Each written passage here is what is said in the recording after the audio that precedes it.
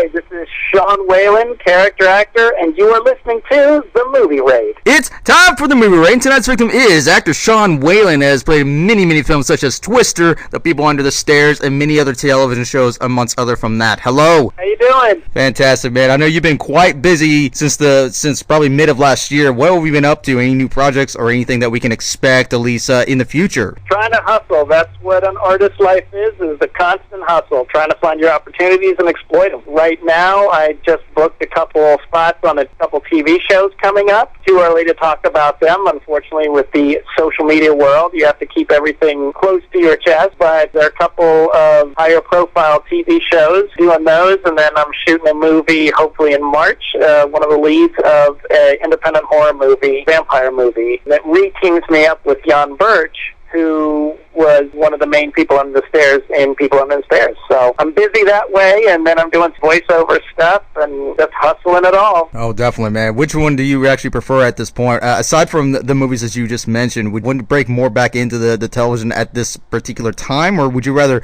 put that off? I think so, yeah, absolutely. My dream job is regular on a comedy series, so that's what I would love. I love making people laugh, and being part of a cast that you can kind of work with, over and over would be a dream. Especially like when television, I mean, there's so many broader ranges, especially now, despite the events that we all know and is currently living in. They can actually spark up new inspiration and a new flavor, concept stories and characterization, and especially from the actor's point, you can definitely a different mindset, a reinvention, or like molding a different way of the clay, so to speak, and a different role or a role that you never even thought of, or roles. TV is where most of fresh creativity is happening. In movies right now, they're doing, a lot of reboots. They're doing a little bit of that in TV, but there's a lot more original flavors going on in television and streaming right now. The course of your career, or any actor's career in general, can be a really big toll, a big toll on the body and the mind over the course of it. Do you think emotional constraints is an adaptive factor, or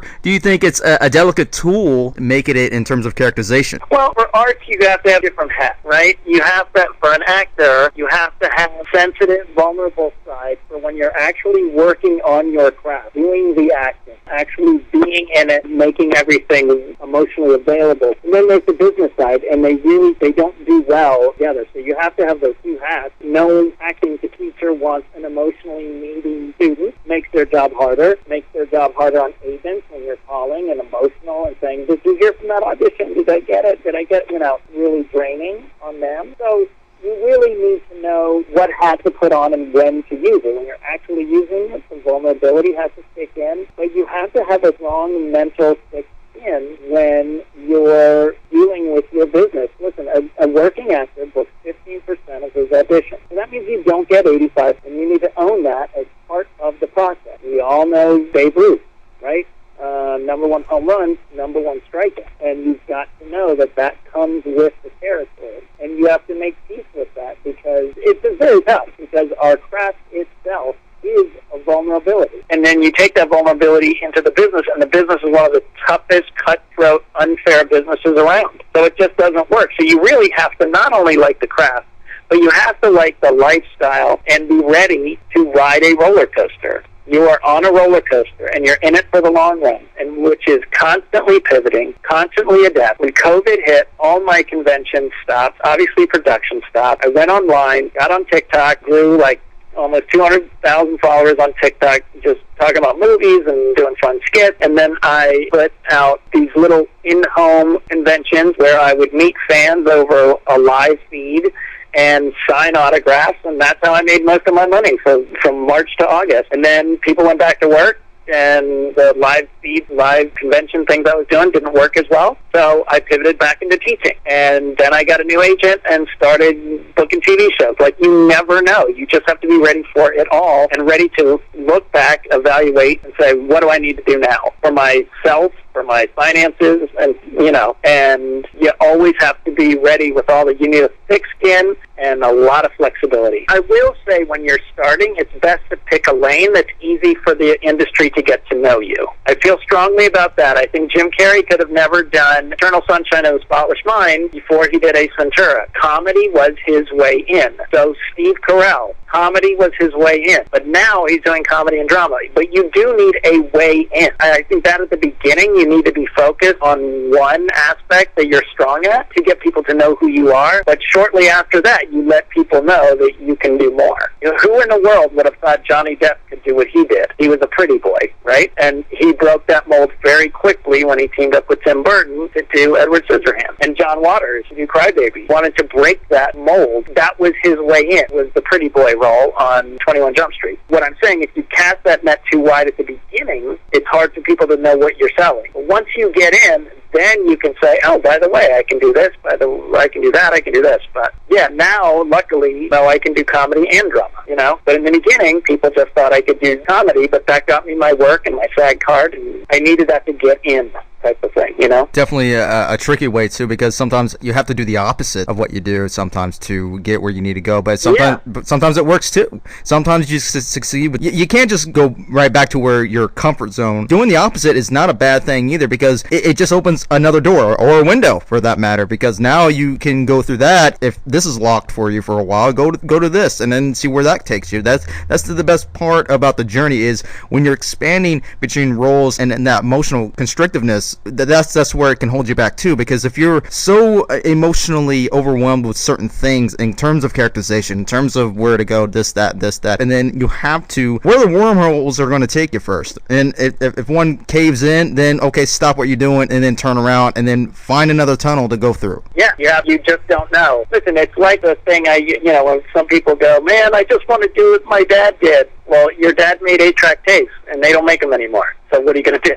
You know what I mean? You got to always be flexible, pivot, and you don't know what you're going to need at a certain time. You have to ride out something as long as you can and then readjust, and it's always pivoting. It's just like back in the day, you pick a career, go to college for that career, get into a company, and then retire at 65 with your gold watch. That just doesn't exist anymore. You know, things change, and entertainment is the same thing, but entertainment's always been like that. You have to be able to be flexible. Lucille Ball started out as a vaudeville person, and then she was pretty kind of girl next door, and then turned into the queen of comedy. You never know your journey. Incredibly popular of what she did, and then because she was struggling as an actress, trying to get roles left and right because of what she was so used to and what she did get, and then just wasn't working out. And then, and fast forward in today's modern society, you know, even if there's a disaster or something that is preventing the entire world from doing it, it doesn't mean that formula that worked when before all this happened doesn't mean it's still going to work. You're going to have to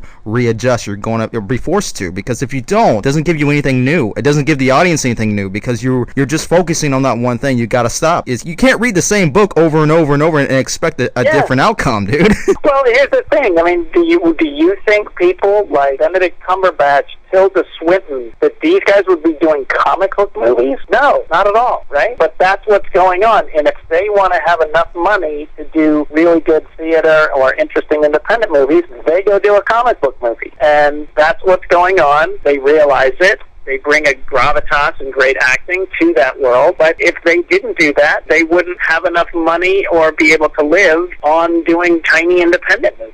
So that helps them. That helps financiers of the independent movie go, oh, they're very well known because of Marvel movies, so now we will help fund this small movie. But 5-10 years ago, you would go, are you kidding? No serious actor is going to do a comic book movie. You got to adapt. You have to use what you have and adapt. And when it comes to like working in different and new projects, do you think an artist actually needs to redefine themselves or the past work as the definition itself to keep that focus? Do you think the past work? Yeah, absolutely. I mean, if you look at Picasso's work, we all know one of his most famous periods, but there's tons of different periods that he did. We know the famous abstract stuff, the weird faces and things like that, but he did a ton of different types of stuff. All artists had their different periods where they tried different things and evolved. We as humans evolve all the time, and so our art and our craft should too. I mean, listen, I was watching Anthony Hopkins in Silence of the Lambs, and I thought, oh, this is amazing.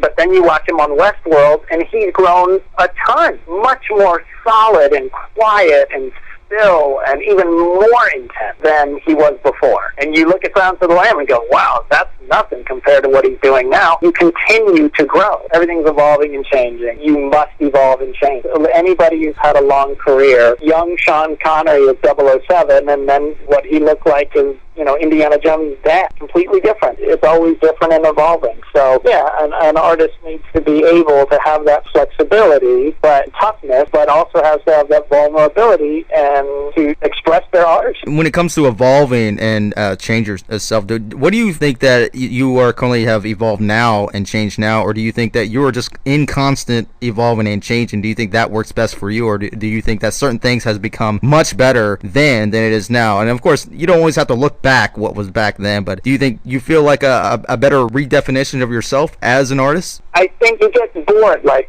We don't eat the same thing every day, right? So if I was just doing goofy faces my whole career, how I started way back in the early 90s, I think I'd be a little bored. Just like anything, you go, well, I want to try this. And so I tried a lot more grounded, dramatic, very still stuff. And, I got to do some really cool dramatic stuff through my career. But that's because, a preference. You yourself as an artist get bored with yourself. Why people put out different albums, rock bands put out different albums. U2 put out a different sounding album than they did in the early 80s.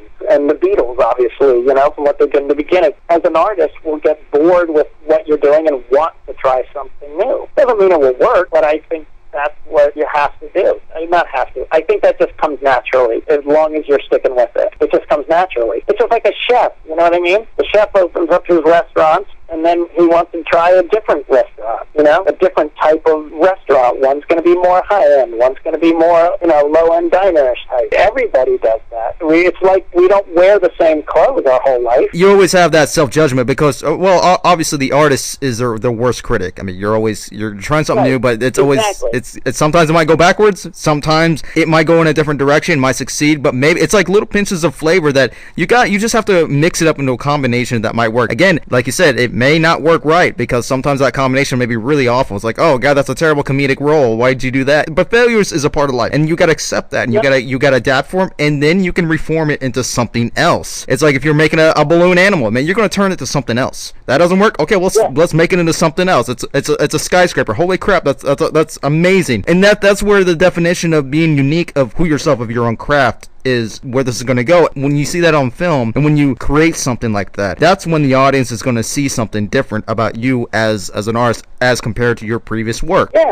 I mean, Tom Hanks said, first half of my career, I was working outside in. Like, if you see League of Their Own, he's super funny. He's very talented. It's a great performance, but it's not as grounded as when he does different comedies later on, because he started to go, I started to work from the inside out. And that's when the Academy Awards came and other types of comedy came. They ran a little deeper. They had a little more stuff because he really wanted to deepen his work, and he did. Can character contrast vary based on how much an actor can endure, or a combination with working with directors or anyone as a combination itself? Yeah, I mean, the director can help you shape something new, or when you go to that director and have a meeting about a movie or something like that, you're like, this is what I want to do with this. This is the take I have, and a lot of times they're excited about that. Who in a million years would think Heath Ledger would be cast as the Joker? None. On paper, when that was called out, people were furious. But Christopher Nolan, he had a unique take, and he wanted to try to build a very varied character career too. But that performance was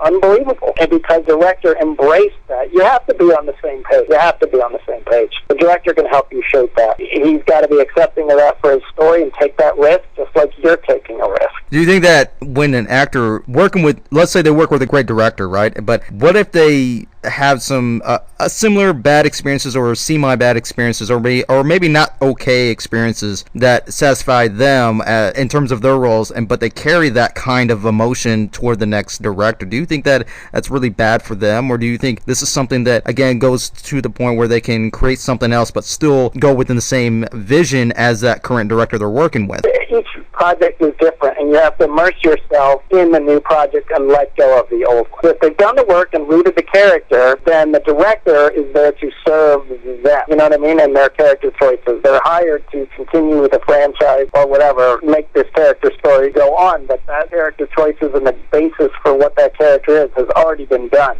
by that time the other character or the other director comes in. It shouldn't interfere at all if the director is good. Go and plug in any websites or any projects or anything that you care to add to this, or anything that we can check out right now. I booked a couple of TV shows. I'll let you know, but I love talk. I always have fun there. I tell stories, do funny stuff, show some of my life there. I post on Facebook. It's every TikTok, Instagram, Facebook. It's all at Sean Whalen Actor. And I have a at Sean Whalen Actor page on Facebook that anyone can join because they don't have like friend limits. So yeah, that's where you can find me on Instagram, Facebook, or TikTok at Sean Whalen Actor. There you have it, everybody. That is actor Sean Whalen. Well, thank you so much for your time, man.